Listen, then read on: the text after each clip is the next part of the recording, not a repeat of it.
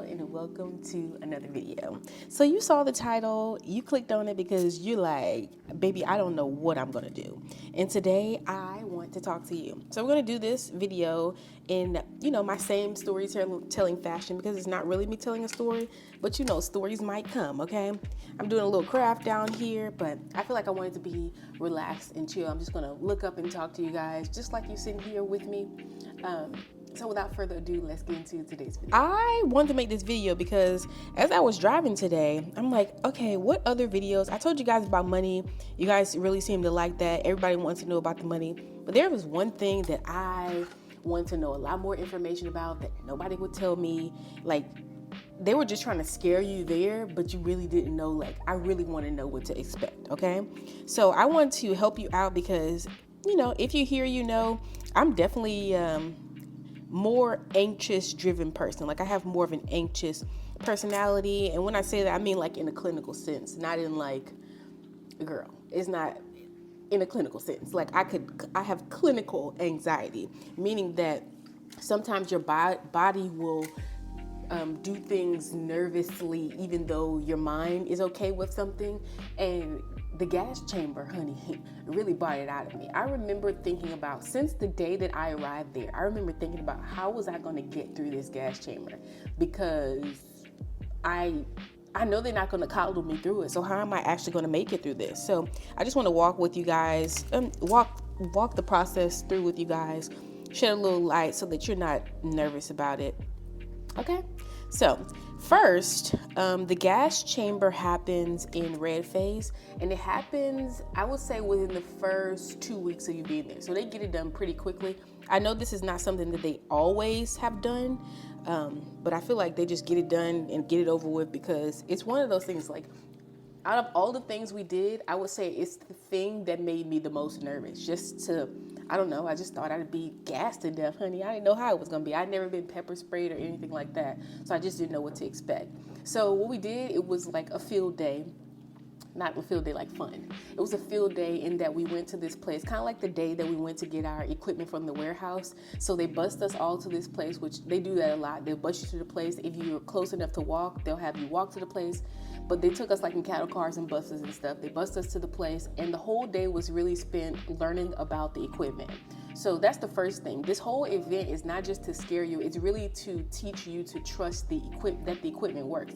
Baby, I didn't trust that equipment worked. I didn't believe it one bit. I didn't believe it one bit. I'm sorry, I didn't. I did not believe that the equipment was going to work. But so you spend hours. They pull you into like little small groups, to where it's a very small group. You literally spend hours learning how to put the mask on, learning what to do, in certain times. So as long as you're paying attention during that time, you're going to be okay. Pay attention. Learn how to use the mask. If you have a question about like how the mask works, ask it in that setting, okay? So then we ate lunch, and this is another tip that I have for you. I don't know if I'm giving tips or what, but I'm just going, don't sit there and stuff your face, okay? Because once you go into the gas chamber, the gas is going to make you cough. Like, imagine you have like, I don't know if you like stick your finger at the back of your throat and how it makes you go like that.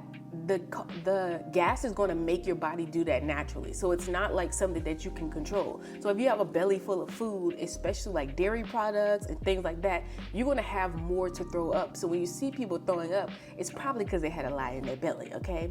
I would be more happy throwing up. Like, I wouldn't be mad not throwing up. I would be okay dry heaving as opposed to actually throwing up, because you very well might dry heave. I did, because it's just something, like, if you've never experienced anything like that, it's a foreign substance to your body. That's a good response for your body to say, this ain't right, and to start like trying to get rid of it. That's what our bodies do. So just knowing that too, like, your body is going to take care of you in this instance as well. If you're an anxiety person, that's one of the things that you're going to have to like know, that your body will take care of you, okay? So anyway, we went through the process. They took us in small groups. We learned how to use the mask. We then ate lunch. I gave you the tip, don't sit there and eat all that food. I think I had we had MREs that day, of course, because we were in the field. I had the snack from the MRE. So whatever it was, I don't remember what it was, but I just ate the snack. I saw people out there eating whole meals. Don't you dare. And don't you dare. Because they were like, they want to see you throwing up and carrying on and stuff like that. So they were telling people, don't forget to drink your milk and stuff like that. Just don't. If you have, if you're a hungry person, make sure you eat good dinner the night before. Eat a light breakfast too, and then really try and like go real light on the lunch. So after lunch, they put us all in the bleachers, and this is at Fort Sill, so just putting that out there. They put us all in the bleachers, and then they started to like take people in by groups. They chose random people to go through first. I think they chose 7 of them.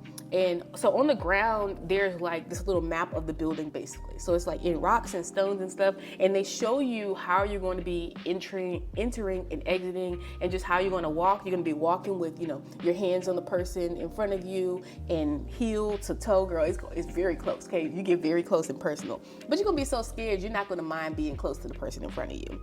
So they took the first group of people in there. I didn't get to see the people come out because, they started to slowly take more people and so they started taking people in there, and you're kind of scared. Like, you're sitting there scared because you really don't know what to expect. So then I was on profile at this time, and I really shouldn't have done the gas chamber, but I'm glad that I did, because it wasn't something that I would get to do in my everyday life. Like, there's no instance where I would get to do something like that. So I was pretty excited about it. So even all the people that was on the profile, girl, crutches and all, I know they weren't supposed to do that, but they were like, you can leave your crutches out here or you can go inside. So they made all of the people on profile go at the same time, because if you're injured, you're gonna move out of there a little slower or whatever. Yeah, and to be honest, people who are really injured are at Bravo. So people on profile, girl, you see people walking around there with crutches and ain't even using them. Okay, the crutch is crutching them. Anyway, so we lined up outside, and you're slowly going in. They'll wait till they fill up that first room of people, and you standing in the first room. Literally, there's nothing really going on in the first room. It's just the room that's connected to the next. It feels like a little haunted house, like in that it's just trying to like work you up to this. In the first room, there's a drill sergeant in there, and my drill sergeant was making us do workouts. So basically getting your lungs all open, getting your body all warmed up. And I'm nervous as crap, okay? And what I would tell you to do, especially if you're a nervous type of person, do not look out the windows in there. So there's gonna be windows in both of the rooms. Just don't look out there, because you're gonna work yourself up. When you see people running out, they're like, their body is reacting to what just happened in the next room. So they're gonna be like dry heaving. Some people are gonna be throwing up, snot coming down their face, and that is going to scare you, okay? Do not be scared in this moment. Take some time to check in with your breathing, like calm down your body first, and then allow your mind to follow suit. You know what I mean? Because sometimes the body just reacts to the environment as it should. So don't look out the window. Do yourself a favor, don't look out the window. And if you can, like, I went ahead and went in with someone that I knew who would it was just like a comfort thing. I went in there with someone that I knew. So if you have like battle buddies who you're close with, try to get next to them in line. That'll, they put us in there they put them in there by platoons initially, outside the people who are on profile. So if there's somebody in your platoon who you fancy, like who you favor, who brings you comfort, you guys are cool, I would suggest that you get next to them, so that it's not as stressful on you. But just don't look out those windows when you're there, because everybody has a different reaction. And trust me, it'd be the day you look out the window that you see the person up there throwing up everything they've ever eaten in their life. Okay, we don't want to scare ourselves. So after you're done like working out and moving around in that room, they move you into the next room. So when you get in the next room, you have your mask on, and there's a person with a little like skillet in the thing, girl, cooking up whatever this stuff is. So the room is filling with it. All the drill sergeants in there have their mask on, and our drill sergeants had their phone out, literally recording the people who were going to be throwing up and carrying on and putting it on social media. Okay, I'm just saying. So then you walk around in the room without your mask on. No, you walk around in the room with your mask on, and then you get to a stopping point inside the building, and they tell you to lift your mask. Now, if you paid attention and you follow the directions of how you use the mask, you're going to be cool. If you do not, you're not gonna be cool, okay? So, their goal is really to torture you. I'm just being honest with you. So they made us do it twice because one of the girls in our group didn't fully take off your mask. So if you don't fully take off your mask and actually get exposed to the gas that's in the air, they don't like that, and they're gonna make you do it again. So we took our masks all the way up from over our mouth and our nose. And you're not actually supposed to be breathing in the gas, but if you are going to breathe, because I was breathing normally, it wasn't bothering me at that point. I was breathing normally. Don't go like this. Don't breathe all of it in. The girl who was starting to freak out, she held her breath. And then, you can only hold your breath for so long. She held her breath. And then once she went to put the mask on, then she took in like a big breath to, let that breath out, and then took in a big breath to hold her breath again before putting on the mask. And she was like, and literally ran out of the room. And they made her go through it all again. So just, if you are going to breathe normally. But when you take your mask off, like kind of like you're swimming, just don't breathe. Don't do all that, because the more of it you take in, the more of a reaction you're going to have. You might cough a little bit. That's normal. I was very nervous. So I was like, like shaking, just like, oh my God, hurry up. Counting in my head, like, hurry up, let's put the mask down. So we put our mask down. We was cool. They made us walk around the room again. And then we got to like the other side of the room. After we walked around the room again, we got to the other side of the room, and they made us take our mask completely off and say the Soldier's Creed. So if you have not been practicing the Soldier's Creed up until this point, I suggest that you know it. Now, some people, everybody else who was in my group except one other girl, was literally coughing, throwing up so bad that they couldn't say the Soldier's Creed. So we carried the Soldier's Creed throughout for them. I was actually screaming the Soldier's Creed because it did not bother me. And when you walk out, it was a windy day, so it was beautiful. All that stuff just kind of goes away. I did see people, like, somebody threw up in their mask. Like I said, one way that you help that is just not eat so much food, but you just might have a reaction that you're not, and it's not bad. It's like some people had snot coming out of their nose, what clears your sinuses. So it's like, don't think that it's killing you or anything like that. It's just, it's gas. So if you think about that, they don't want to kill the people in the crowds. They just want them to react and run. So that's kind of what it feels like. It's not, think of it as like, now, granted, they said that people who eat like spicier food, who are used to spicier food, are less bothered by it. And y'all know I'm a heat freak, okay? I love the heat. So the only thing I could like, compare it with is like if you eat something really, really spicy, how it chokes you.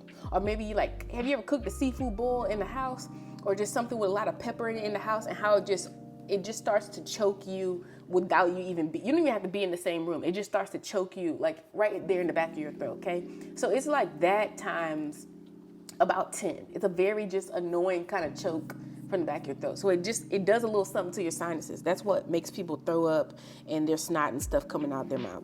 Coming out their nose. That's what it is. But if you don't move your mask away, if you don't move your mask away and you throw up in your mask, I saw that. Like people coming out there with throw up in their hair. You're gonna throw up in your freaking mask and you're gonna have it on your face. So if you have to throw up, there's a little thing. Just lean down and throw up. But I promise you, if you don't sit there and stuff your face at lunchtime and breakfast, it's not going to be anything to throw up. So, yeah, that's it. And then after we said the Soldier's Creed, we just ran out of the thing, like I said, and the wind blew off the stuff, and they made you kind of walk around. Some people had their arms out. Well, they told us to put our arms out. Some people were like flailing their arms. If it was bothering you, just keep your arms up, something like that. But it didn't bother me. So I know I'm not the best person to talk about the experience, but I guess I am, because I was really, really nervous. I thought I was going to have a not so good reaction. So that's why I'm making this video, for the person who's nervous about it. Don't be nervous. And then once it was all said and done, honey, I felt a sense of accomplishment like I had never felt in my life. You know why? Because I was literally scared to death. Like, I had never been that scared. It has been a long time since I've been that scared. Like, to the point where my hands were like trembling like this before I went in. So to actually go through it and not bother me be able to say the whole Soldier's Creed, walk out and feel okay, it made me feel like, oh my God, it felt great. I'm gonna you'll probably see pictures throughout this thing, or I'll post a picture right now when I walked out there. I was literally unbothered, okay? But yeah, that's it for this video. It was just short, sweet. If you have any other questions, be sure to ask them down below. I will do my best to answer them. Basic training questions, okay? Basic training questions. Stick to basic training. So, yeah, as always, if you have a question, ask a question, and I'll see you guys in the next video.